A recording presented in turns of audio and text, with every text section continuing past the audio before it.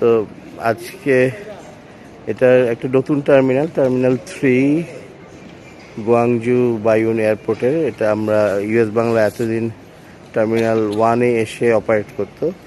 গত 22 তারিখ থেকে আসলে এটা টার্মিনাল 3-তে অপারেট শুরু করেছে। খুব চমৎকার নতুন টার্মিনাল। এখানে